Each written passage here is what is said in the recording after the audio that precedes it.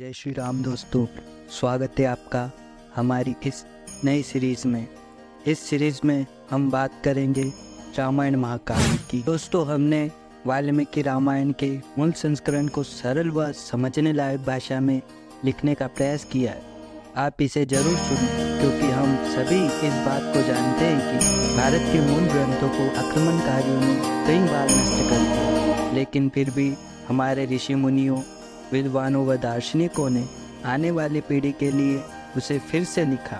इसलिए अब हमारी जिम्मेदारी है कि उनके इस महान कार्य का सम्मान करते हुए हमारे महाकाव्यों को पढ़े, समझे व इन्हें जीवन में उतारे। दोस्तों, हमारे स्कूल कॉलेजों में सिलेबस में हमें विदेशी आक्रमणकारियों का इतिहास तो पढ़ने को मिल जाता है, लेकिन हमारे खुद के महान और गर्व करने वाले इतिहास, विशेषकर रामायण और गीता जैसे महाग्रंथों को नहीं पढ़ाया जाता। इसी कमी को पूरा करने के लिए हम आपके लिए वाल्मीकि रामायण का मूल संस्करण बेहद सरल और इंटरेस्टिंग भाषा में लेकर आए हैं। इस महाकाव्य को शुरू करने से पहले इसके बारे में कुछ बातों को जानते हैं। रामायण मर्यादा पुरुषोत्तम भगवान श्री राम के जीवन पर लिखा गया ग्रंथ है।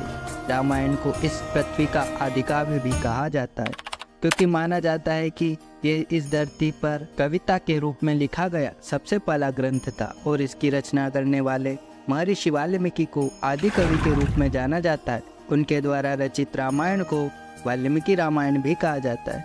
महर्षि वाल्मीकि ने रामायण की इस रचना प्रभु श्री राम के जीवन काल में ही की थी। इसके बाद मध्यकाल में प्रसिद्ध कवि गोस्वामी तुलसीदास जी ने भी रामायण की रचना की थी, जो रामचरितमानस के रूप में जानी जाती है। महर्षि वाल्मीकि द्वारा रचित आदि काव्य रामायण संस्कृत भाषा में लिखी गई है। वहीं तुलसी बाबा ने इसे जनमानस तक पहुंचाने के उद्देश्य से लोक भाषा अवधी भोजपुरी में लिखा था। 15वीं सदी के महान कवि कबीरदास जी ने श्री राम जी के संपूर्ण जीवन को सरल भाषा में एक दोहे में पिरोते हुए लिखा है कि एक राम दशरथ का बेटा, एक राम घट में बैठा, एक राम का जगत पसारा, एक राम इन सबसे न्यारा। हर सदी में हमारे कवियों और संतों ने प्रभु श्री राम के जीवन को जन जन तक पहुंचाने का प्रयास किया।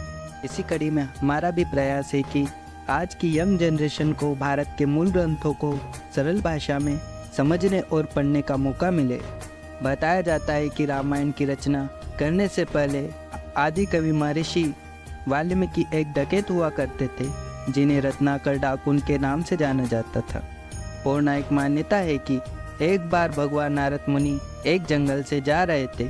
उसी समय रत्नाकर डाकू ने उन्हें बंदी बना लिया। इस पर नारद मुनि ने रत्नाकर से कहा, ये जो तुम लूट, डकैती व हत्या जैसे पाप कर्म कर रहे हो, क्या उसमें तुम्हारे परिवार के सदस्य व साथी भी भागीदार बनेंगे? रत्नाकर को अपने साथियों व परिवारों पर पूरा विश्वास था कि वे इस पाप के कर्म में उसके सहभागी बनेंगे, लेकिन रत्नाकर के पूछने पर सभी ने कहा, नहीं, तुम्हारे पाप के भागीदार तो तुम स्वयं बनोगे। ये सुनते ही रत्नाकर के मन में संसार के प्रति मोह समाप्त हो गया और यहीं से महर्षि वाल्मीकि बनने का मार्ग खुला। उन्होंने नारद मुनि से अपने पाप कर्मों के प्रायश्चित का उपाय पूछा, जिस पर नारद मुनि ने रत्नाकर को राम नाम का मंत्र दिया, लेकिन रत्नाकर के मुंह से राम नाम निकल ही नहीं रहा था। इस पर नारद मुनि ने कहा कि तुम राम नाम का उल्टा मरा मरा का जाप करो।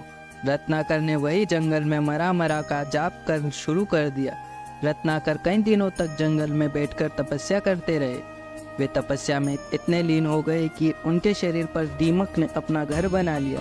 उनकी कठिन तपस्या से प्रसन्न होकर भगवान ब्रह्म जी ने उन्हें दर्शन दिए और उनके शरीर पर दीमक की बांबी देखकर उन्हें वाल्मीकि नाम दिया। कहते हैं कि स्वयं ब्रह्मा जी ने ही वाल्मीकि को भगवान श्री राम के जीवन को रामायण के रूप में लिखने की प्रेरणा दी थी, जिसके बाद महर्षि वाल्मीकि ने रामायण की रचना की।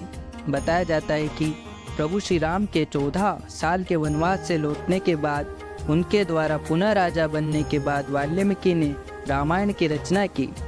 इसमें उन्होंने 24,000 श्लोक, 500 सर्ग व 7 कांड में प्रभु श्री राम के जीवन काल का पूरा वर्णन किया। रामायण लिखने से पहले वाल्मीकि को यह नहीं पता था कि वो रामायण की रचना कैसे करेंगे। बताया जाता है कि नारद मुनि ने महर्षि वाल्मीकि को मर्यादा पुरुषोत्तम प्रभु श्री राम के जीवन से जुड़े सभी प्रसंग संपूर्ण रामायण को संक्षिप्त रूप में सुनाई थी, जिसका वर्णन महर्षि वाल्मीकि ने बालकांड के प्रथम सर्ग में किया थे। तो दोस्तों, अगली वीडियो में जानेंगे कि कैसे वाल्मीकि जी ने रामायण का पहला श्लोक लिखा और क्यों निषाद को वाल्मीकि जी ने श्राप दिया, तथा वाल्मीकि जी ने सारस पक्षी को देखकर कैसे रामायण का पहला श्लोक लिखा। तो मिलते हैं नेक्स्ट वीडियो में।